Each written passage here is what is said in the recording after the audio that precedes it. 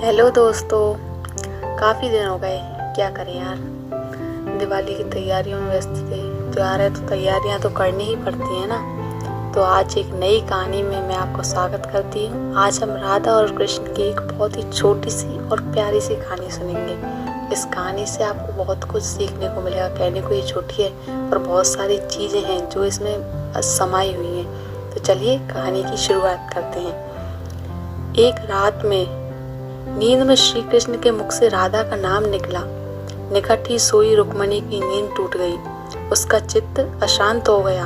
सारी रात वह करवटें बदलती रही। सुबह सवेरे श्री कृष्ण की नींद खुलते ही रुक्मणी ने पूछा, हे प्राणनाथ, ऐसा क्या है राधा में जो आप सोते जागते हर घड़ी आप राधा का नाम जपते हो? श्री कृष्ण मुस्कुराए, बोले, जानना चाहती हो प्रिय? रुक्मणी ने हामी भरी। तो एक परीक्षा देनी होगी तुम्हें। कहो, तैयार हो? श्री कृष्ण ने पूछा। रुक्मणी तैयार हो गई। श्री कृष्ण रुक्मणी को लेकर यमुना तट की ओर चल पड़े। साथ ही राधा जी को भी संदेश भिजवा दिया गया।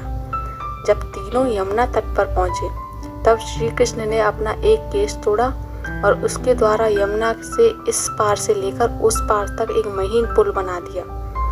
उसके बाद श्री कृष्ण ने यमुना से 2 मटकी भरी। एक मटकी रुक्मण को दी और एक राधा को दी और बोले, मेरे प्रेम का स्मरण करते हुए ये मटकी पुल के पार पहुंचा दो। रुक्मण मटकी लेकर पुल पर चलने लगी। कुछ दूर चलने के बाद जब उसने पुल से दूसरी ओर देखा तो वह सशंकित हो गई। उसके कदम डगमगाने लगी। उसने स्वयं को तो संभाल लिया किंतु मटकी को ना संभाल पाई। वह किसी तरह पुल तो पार कर गई पर मटकी यमुना में ही गिर गई। जब राधा की बारी आई तो मटकी लेकर वह बड़ी सहजता से पुल पार कर गई। यह देख रुक्मणी चकित हुई। उसने राधा से पूछा, बहन, ऐसा क्या था तुम्हारे प्रेम में जो तुम मटकी लेकर यमुना पार कर गई? राधा ने उत्तर दिया, बहन, मैंने कहाँ यमुना पार किया, प्रिय के द्वारा मेरे हाथों में दी गई मटकी ने ही मुझे पार पहुंचाया। रुक्मण को यह राधा के प्रेम की अथाह गहराई का भान हो गया। तो समर्पण प्रेम का मूल भाव है। जहाँ समर्पण है, पूर्ण विश्वास है, शंका के कोई चिन्ह नहीं है। जैसे कि राधा और श्री कृष्ण का प्रेम। राधा का श्री कृष्ण के प्रति पूर्ण समर्पण भाव था, लेश मात्र भी ना था। विश्वास था कि प्रिय ने हाथ में मटकी दी है तो वह पार भी पहुंचाएगा। इसलिए हमें इस कहानी से सीख मिलती है, यदि प्रेम करें तो पूर्ण समर्पण भाव से करें।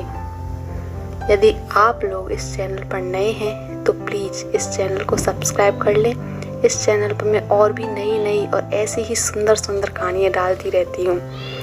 तो यदि आप चैनल को सब्सक्राइब करें, बेल आइकन को प्रेस करें। यदि आपको ये कहानी अच्छी लगी हो तो इस वीडियो को लाइक करें, मित्रों के साथ शेयर करें और जो बातें मैं आपको इन कहानियों में बताती हूँ उनको आप अपने जीवन में भी लागू करें और अपने जीवन को सुखी संपन्न बनाएं। Thanks for watching.